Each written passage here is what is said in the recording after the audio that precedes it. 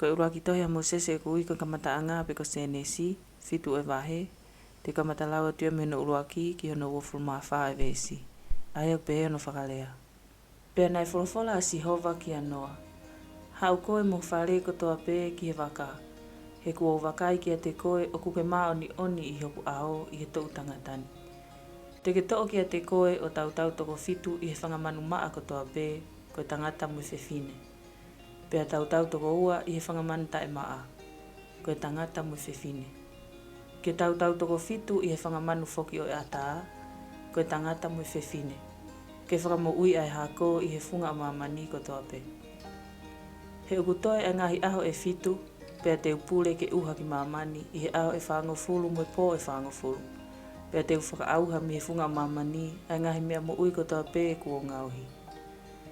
Pea na e whai e noa o hange ko ia ko toa pe na e whikau e Sihova ki a te ia. Pea na e ono ngeau ai tau o noa, whi unga mo e hoko ai lo maki o ngahi vai ki mamani. Pea na e hu a noa ki he waka mono ngahi foha, mono unoho, mo ngahi unoho o hono ngahi foha mo ia. Koe uhi koe ngahi vai o lo maki. Koe whangamanu maa, mo whangamanu tae maa, mo whangamanu puna, mo mea ko toa pe o totolo i whanua. Na e alu atu ki a noa i he waka o tau toko ua, koe tangata mo whewhine. O hange koe whikau ai o tua ki a noa. Pea i hene hili mai ai aho e fitu, na e hoko ki mamani ai ngahi vai o lo maki. I he tau e ono ngeau e mo ui a noa, i hono ua e mahina, mo hono hongo fulu maa fitu e aho i mahina. Koe aho ko ia na e whakapā hake ai ai ngahi matawai o moana lahe. Pea na e too ai ai ngahi matawai o langi. Pea na e too ai uhagi mamani, i he aho e whangofulu mo po e whangofulu. I he aho pe ko ia na e hu ai ki he waka a noa, mo semi, mo hami, mo sefeti, koe ngahi foha o noa, mo unoho o noa, mo ngahi unoho e toko tolu a hono ngahi foha mo ki nau tolu. A ki nau tolu, mo whangamanu e wao i hono whaahinga ko toa pe, mo whangamanu ko toa pe i hono au whaahinga, mo mea totolo ko toa pe o ku ngaolo i he whanua i hono whaahinga, mo whangamanu puna ko toa pe i hono whaahinga, ai manu ka pakau kehe ko toa pe.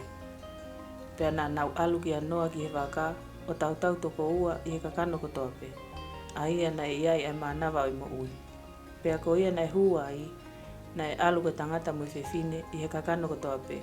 O hange ko e whikau ai o tua ki a te ia. Pea na e tāpuni ia i ai e Sihova. Pea na e ihe whanua ai lo maki i he au e whangofulu. Pea na e hake ai ngahi vai, pea ma anu ai ai waka. Pea na e te ia i o lunga i he whanua. Pea na e malohi ai ngahi vai, pea tupulahi i he whunga i whanua. Pea na e te ai waka i he whukahi vai. Pea na e malohi au pito ai ngahi vai i he whunga whanua. Pea na e whakangalo ai ai ngahi mo unga maalunga ko toa pe. Ai ia na i he lalolangi. Na e malohi ai ngahi vai. Na e hake ia koe hanga e tolungofulu. Pea na e uwhia ai ai ngahi mo unga.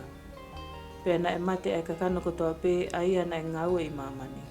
Koe whangamanu puna, mo whangamanu lalata, mo whangamanu e wao. Mo mea totolo ko toa pe o ku ngaolo i whanua, mo tangata ko toa pe. Ko ia ko toa pe na i o naua wa ihu ai manawa mo ui, a ia ko toa pe na i whanua mo moa na e mate. Pea na e whakaauha ai mea mo ui ko toa pe, a ia na i whunga kerekere. E tangata, e whangamanu, mo ngahi mea totolo, mo whangamanu puna o e ata, pea na e whakaauha ak nau tolu me hi mamani. Pea na e toi pe a noa, mo ki nau tolu na ia te ia i waka. Pea na e malohi ai ngahi vai i mamani, i he aho e te au, maani mangofulu.